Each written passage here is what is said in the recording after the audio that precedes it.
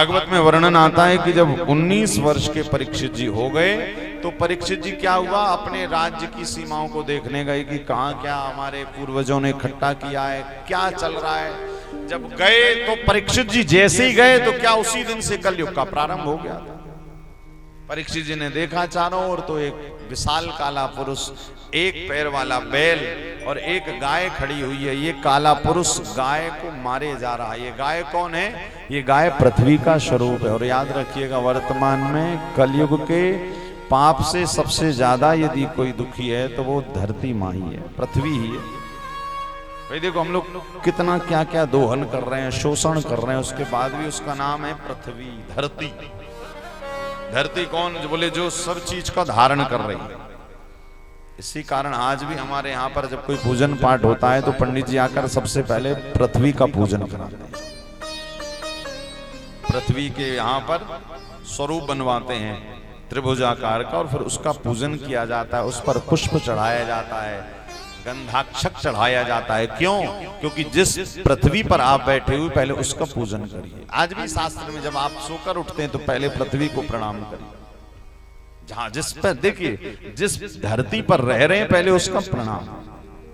और दूसरी चीज, धरती पर रह रहे हैं तो उसका शोषण भी जरूरत से ज्यादा मत करिए, दोहन भी मत करिए। व्यक्ति क्या करता है, जरूरत से, अब देखिए, अब देख ही रहे हैं आप तो, खैर भाई सिटियों में रह रहे हैं, कितनी बड़ी बड़ी महल तालिकाएं बनती जा रही हैं, जंगल खत्म होते जा रहे हैं, महल तालिकाएं बनती जा रही हैं। कोविड आया क्या? महल तालिकाओं के चक्कर में ही तो कोविड आया। अब कोरोना जब आया, खूब एसी की हवा खाए। कोरोना में महाराज सबसे कहते हैं जिसने ज्यादा एसी खाए वो सीधे वहीं पहुंच गया, वहीं एसी खा रहा होगा।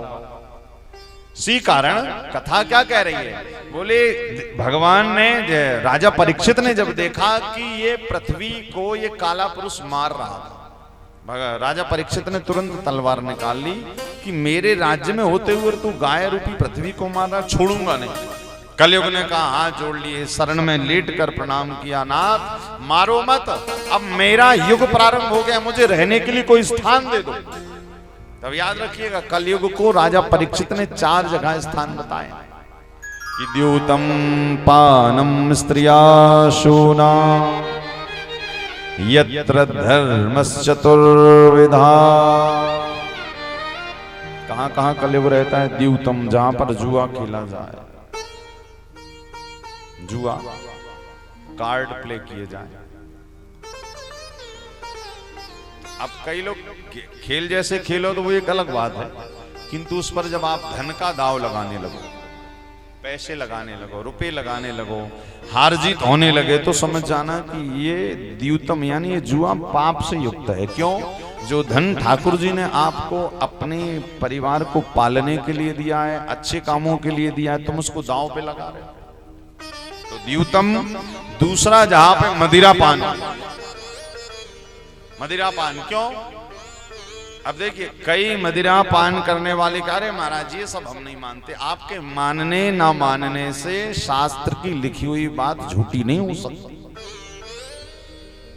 मदिरा आप लिया, आपने पी, उसको ग्रहण किया। अच्छा देखिए, मदिरा अंदर गई और सबसे पहले क्या लड़खड़ाती? हमारी जिह्वा। आप मदिरा पान करने वाले से राधे राधे कहोगे तो वो थोड़ी ठीक से बोल पाएगा। आप समझ जाओगे भैया आज तो इससे दूर ही रहो। क्यों? बोले अरे आज बात करोगे तो खामोखा कुछ का कुछ और झगड़ा हो जाएगा, दूर रहो। अच्छा, कई कहते महाराज थोड़ी सी लेते। भैया थोड़ी लो चाहे ज्यादा लो, वो तो शास्त्र जो कह रहा है सो कह ही रहा है। अंदर गई। अच्छा, इसको पाप क्यों कहा? श्रेणी पाप की क्यों बताई गई? उसका कारण कि हमारी जो जिह्वा है, वो जिह्वा को शास्त्रों में सरस्वती जी का सिंहासन बताया है।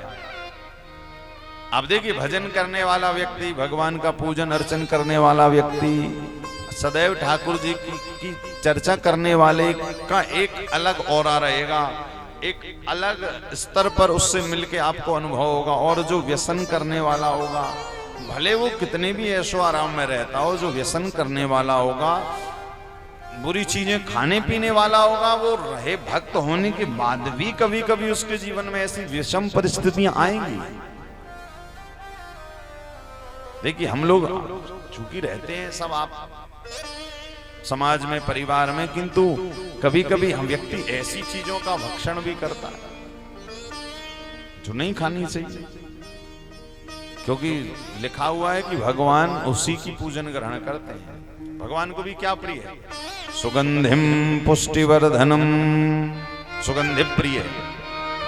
प्रयास करिए, देखिए कोई भी चीज प्रयास से हो सकती है। अब आप कभी कभी कोई ऐसी संगत पड़ गई, कभी कभी कोई ऐसी रंगत पड़ गई, क्योंकि ये सब आप माँ के गर्भ से तो सीख के आते नहीं भाई। प्रकृति ने भी आपको हमको आपको दांत कैसे दिए? पैने दांत नहीं दिए। देखिए हमारे आपके दांत कितने बढ़िया सपाट हैं। शेर के दांत देखे आपने कितने नुकीले हैं। क्यों? भगवान को पता है ये अभक्ष भक्ष करेगा। भाई शेर मांसाहारी होता है तो उसको दांत पहने ठाकुर जी ने पहले ही दिए। स्वान को, कुत्ते को बोले ये भी अभक्ष भक्ष करेगा तो पहले ही वैसे दांत दे दिए। किंतु गाय, बकरी, ऊंट ये सब शाकाहारी हैं। क्यों? बोले इनको शाकाहारी, हम और आप, हमारे आपके दांत शेर जैसे तो नहीं है, ये है किसी के नहीं है महाराज, सबके सपाट। इसका मतलब क्या है? इसका मतलब तुम्हारी प्रकृति ही भगवान ने क्या बनाकर भेजी है? बोले तुम्हारी प्रकृति ही शाकाहार की भेजी है और तुम अपनी प्रकृति के विपरीत व्यवहार कर रहे हो। और जब प्रकृति के विपरीत जाओगे तो फिर बहुत सारी चीजें विपरीत हो जाती। जब तक प्रारब्ध का है, चल रहा है तो चल रहा है, और जहां वो प्रारब्ध का पूरा हुआ लाइन, फिर आपने जो कर रहे हो फिर वो प्राप्त होने लगे। इसी कारण ये सावधान। देखिए यदि हम भक्त हैं और वास्तव में धर्म को मानने पूजने वाले, भगवान की कथा सुनते हैं, बैठते हैं, जाते आते हैं, तो जरा इन नियमों का पालन करना तो चाहिए। देखिए हम अपने आप को यदि सनातनी कहते हैं, हम अपने आप को सनातन धर्म के योग्य मानते हैं, हमारे यहाँ पर तो लहसुन प्याज तक का परहेज है, किंतु अब फिर भी भाई वो तो संभव नहीं। आप लोग गृहस्थ में हैं तो वो चल जाएगा, किंतु इतना ज्यादा मत उसको। और प्रयास से कुछ भी चीज छोड़ी जा सकती। एक सज्जन हमें मिले, बोले महाराज सबसे ज्यादा प्रोटीन, सबसे ज्यादा ऊर्जा उसी में होती। हमने कहा अच्छा, उसके पहले जो ऋषि साधु संत आए उनको क्या नहीं मिली ऊर्जा, प्रोटीन, विटामिन? उन्होंने क्या ऐसे ही तप कर लिया? बोले नहीं, हमने तो आपको हम बायोलॉजिकल ये प्रूफ कर दें, मेडिकल प्रूफ कर दें कि उसमें रहता। हमने कहा अच्छा कर तो दोगे। फिर अब चरक शास्त्र हमने उन्हें बताया, हमने कहा पढ़ लो चलो चरक ऋषि को। उन्होंने क्या लिखा? चरक ऋषि ने स्पष्ट करी है इस पर चीजें। इसी कारण जो शास्त्रों में लिखा है जरा उनका अनुकरण करना चाहिए। घर में ठाकुर जी हैं आपके, भाई वो बैठे हुए हैं, आप यदि उनको अपना कुछ मानते हो तो उनके हिसाब से रहना चाहिए कि नहीं? पति कह देता है नहीं ये नहीं करना, तो पत्नी बात हाँ ठीक है नहीं करूंगी क्योंकि मैं आपकी पत्नी हूं। और भगवान शास्त्र, देखिए शास्त्र जो कह रहे हैं वो भगवान ही तो कह रहे हैं। भगवान अलग से तो आकर कहेंगे नहीं, जो शास्त्रों में लिखा है वो भगवान की वाणी है। वेद की वाणी जो है वो भगवान की तो वाणी। इसी कारण प्रयास करिए। जेवा पर जो मंदिरा पान डालते हैं वो जेवा भी सरस्वती जी का सिंहासन है, और उस सिंहासन का बढ़िया दूध, दही, घी, शक्कर, शहद से अभिषेक करिए। सुनी महाराज वो सड़ा हुआ रस पिएंगे, जाएगा अंदर और सब डैमेज कर देगा। यदि इतना ही बढ़िया है तो फिर उसको, उस पर देखिए बोतल में भी लिखा रहता है कि इसको पीने से आपको ये हो जाएगा। हमने कहा ना उसमें लिखा रहता है स्पेशल नोटिस करके। कोई भी व्यसन करने वाली वस्तु पर कंपनी भी कहती भैया तुम जानो, तुम्हारा काम जाने, पीना खाना तुम जानो, मरो वरो तुम जानो, हॉस्पिटल में पैसा लगे तुम जानो, हमारा काम तो बेचने का है। और हम कितने बड़े सठ हैं कि हम पढ़ते हुए भी अंधे बन जाते हैं। इसी कारण मैंने कल कहा था कि मनुष्यों से ही कहा जाता है कि मनुष्य बनो, कुत्ते से नहीं कहा जाता, शुकर से नहीं कहा जाता। किंतु मनुष्यों से क्या कहा जाता? भैया मनुष्य तो बन। पढ़ रहा है उसके बाद भी उसको ले रहा, और क्या कह रहा महाराज, छूटती नहीं है भाई। कई लोगों का अरे महाराज छूटती नहीं, अरे प्रयास करो, क्या नहीं हो सकता। आपका संबल, आत्मबल इतना ऊंचा है, योग मेडिटेशन में इतनी ताकत है महाराज। मन के जीते जीत है, मन के हारे हार। मन को जीत लो, और जीतने में कोई ज्यादा टाइम नहीं लगता। तो प्रयास करिए, क्योंकि द्यूतम जुआ खेला जाए, पानम जहां मदिरा पान हो, व्यभिचार हो, और चौथा जहां पर हिंसा हो, इन 4 स्थानों पर कलयुग रहता है। कलयुग ने कहा प्रभु एक आध स्थान और दे दो रहने के लिए, घर परिवार बहुत बड़ा है, काम क्रोध लोभ मोह मद मात्सर्य। कहा जाओ आज से सोने में वास करना, रुपए पैसे धन में। 5 जगहों पर कलयुग। अच्छा प्रभु सोने में भी यहाँ कहा जाओ जो अनीति से कमाया गया हो, लोगों का शोषण करके कमाया गया हो, जिसमें लोगों को दुखी करके धन कमाया, बोले उसमें जाकर बैठ जाना। और प्रभु जो पवित्र धन हो, बोले उसमें बिल्कुल मत बैठना, क्योंकि परीक्षित ने कहा उस पवित्र धन में तो हमारे कन्हैया बैठ गए।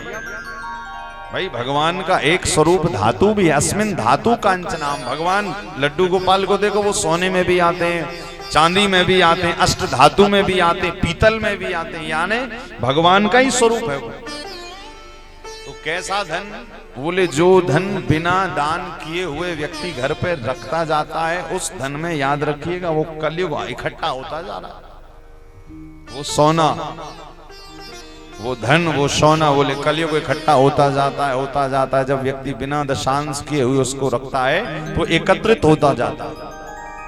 और शास्त्र तो ये कह रहे हैं, वैष्णवता तो ये कहती है कि घर में लाई हुई कोई भी वस्तु, हम लोग घर में भोजन बनाते हैं, जब तक रसोई में बना रहे वो खाना होता है, खाना। कई जगह भोजन बोला जाता है, किंतु जब वो भोजन ठाकुर जी के पास चला जाता है तो फिर वो क्या बन जाता है? प्रसाद। भाई आप लोग जैसे यहाँ पर सामग्री लाते, कोई कुछ लाया कोई कुछ लाया, तो दुकान वाले से थोड़ी कहोगे कि प्रसाद दे दो, उससे तो यही कहोगे भैया 1 किलो एप्पल दे दो, मैंगो दे दो। पंडित जी से भी कहोगे पंडित जी आम चढ़ा दो। जब पंडित जी चढ़ा देंगे तो फिर पंडित जी से ये नहीं कहोगे कि आम दे दो, पंडित जी से कहोगे पंडित जी प्रसाद दे दो। वो पदार्थ कब तक था? जब तक बाजार में था। जब तक बाजार में है वो पदार्थ है, किंतु जब प्रभु के पास पहुंच गया तो वो प्रसाद बना। इसी प्रकार घर में अन्न की शोभा किससे? भोग। अन्न किससे पवित्र होगा? भोग लगाने से। अच्छा भोग लगाया क्यों जाता है? भाई भगवान खाने तो आते नहीं, बताओ आते हैं? आज तक नहीं आए। इतने दिन से लगा रहे हो फिर भी लगाते हैं, क्यों लगाते हैं? अच्छा वैसे यदि सच बताओ, यदि सच में ठाकुर जी आकर खाने लगे कभी, और आप 2 रोटी रखो और कहो नहीं 2 और लाओ, 2 और लाओ, वो तो 56 भोग खावे वाले, तो आप कहोगे कन्हैया एक काम करना, कल से बाहर मत आना, मूर्ति के अंदर ही बढ़िया हो, घर की तो सिखाई नहीं सकती, अब तुम्हें और बनाओ क्या? तो कहोगे ठाकुर जी इसी पे रहो बस अंदर ही। वास्तव में यदि वो खाना शुरू कर दें तो शायद हम लगाना भी बंद कर दें। तो भोग लगाने का सीधा सा तात्पर्य है कि जब हम भगवान के सामने कोई भी, देखिए अन्न नहीं कोई भी वस्तु उनको देते हैं, चाहे धन दें, अन्न दें, घर की कोई भी सामग्री दें, तो भगवान के पास पहुंचने के बाद क्या होता है पता है? वो पवित्र होती। जैसे आप मान के चलिए धन कमा कर लाए, धन से आपने रोटी कमाई और वो रोटी घर पे बनाई, तो धन कमाने में तो पाप सबसे ही होता है, चाहे कोई भी हो। भाई कभी किसी को भला बुराई कह दिया, किसी का व्यापार है तो थोड़ा बहुत झूठ बोल दिया ज्यादा फायदे के चक्कर में, ये होता है। और जब आप कोई भी कोई भी धन कमाने में पाप करते हैं तो वो सारा का सारा पाप आ जाता है धन में। और उसी धन से जब आप रोटी लाए घर में और बिना भोग लगाए खाई, तो यूं समझिए कि आपके अंदर पाप का अन्न जा रहा है। फिर आप कितना भी प्रयास करोगे ना कि भजन में मन लगे, लगने वाला नहीं। तो इसी कारण नियम क्या है हमारे यहाँ पर कि घर में धन आए, अन्न आए, वस्त्र आए, गाड़ी। देखो गाड़ी जब कोई लाता है तो पहले मंदिर लेकर जाता है, क्यों? प्रभु आपकी माला, आपके द्वारा ही तो लाभ आए, आप विराजो इसमें पहले। क्यों करते हैं ऐसा? क्योंकि हमें अपनी सेफ्टी चाहिए और सुरक्षा केवल परमात्मा के नाम से होगी। अन्न जो भी हम खाते हैं जब भोग लगाते हैं तो वो प्रसाद बन जाता है। मीराबाई से पूछा गया जहर काला, तो मीरा के पति ने कहा कि ये देख जहर है, तो मीरा ने कहा ये जहर नहीं है, मेरा कृष्ण काला है, ये कृष्ण का चरणामृत है, वो भी काला जहर भी काला। मीरा उस जहर को जहर समझकर नहीं पी गई, मीरा उस जहर को कृष्ण का चरणामृत समझकर पी तो मरी नहीं। मीरा ने कहा ये कृष्ण का प्रसाद है। और जब व्यक्ति प्रसाद समझकर कोई भी वस्तु ग्रहण करता है, याद रखिए उसका कभी भी बुरा नहीं होता। इसी कारण प्रयास करिए कि अन्न की पवित्रता, धन की पवित्रता किसमें है? बोले अच्छे कामों में खर्च कर। अन्न की पवित्रता भोग लगाने में। आज भगवान श्री कृष्ण ने परीक्षित की रक्षा करने के बाद जब परीक्षित पहुंचा कलयुग, वो 5 स्थान बताए, 4 स्थान दिए, 5वां दिया सोना, धन, रुपया, पैसा। इसी कारण जीवन में एक बात हमेशा याद रखिएगा, हम जो भी घर में ला रहे हैं सबसे पहले उसका दशांश निकालो। और यदि बहुत ज्यादा आपको पता है कि बहुत, भाई कभी कभी कोई ऐसी पोस्ट पर बैठ जाता है कि कुछ करना नहीं और आता जरूरत से ज्यादा, तो उसका लगभग आधा पहले परमार्थ में, क्योंकि हमारे घर में देखो संतान है, हमारी पत्नी है, बच्चे हैं, पोते हैं, कब क्या कष्ट आ जाए। इसी कारण धन को पवित्र करके घर पे लाइए, भले कम लाइए किंतु अच्छा लाइए। तो आज 5 स्थान बताए राजा परीक्षित ने, और परीक्षित वापस आ गए अपने राज्य